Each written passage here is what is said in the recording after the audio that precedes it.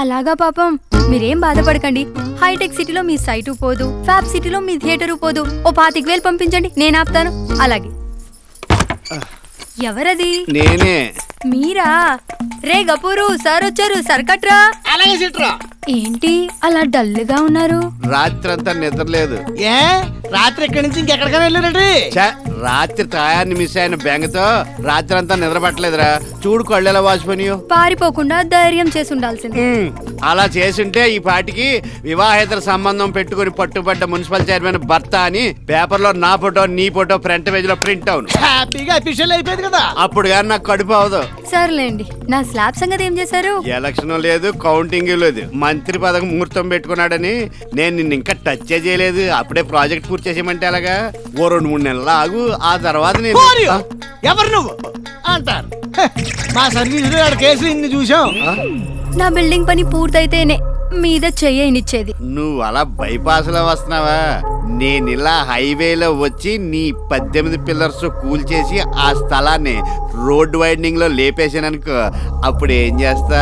ఇలాంటి రిస్కులు వస్తాయనే నా జాగ్రత్తలో నేనున్నాను.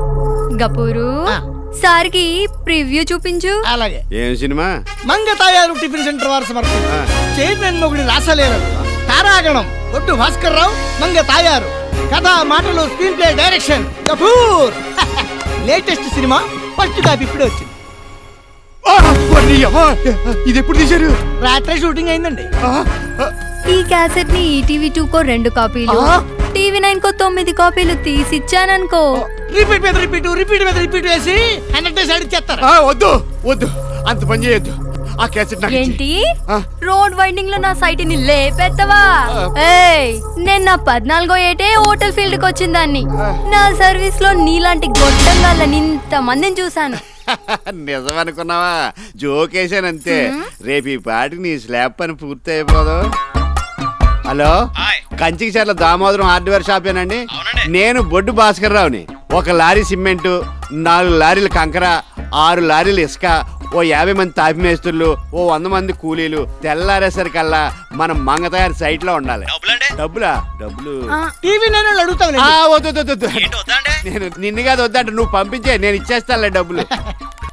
మరి మెటీరియల్ అరేంజ్ చేసాను, ఆ క్యాసెట్ ఇచ్చేస్తే అప్పుడేనా? ఇంకా బోల్డ్ డిమాండ్స్ ఉన్నాయి.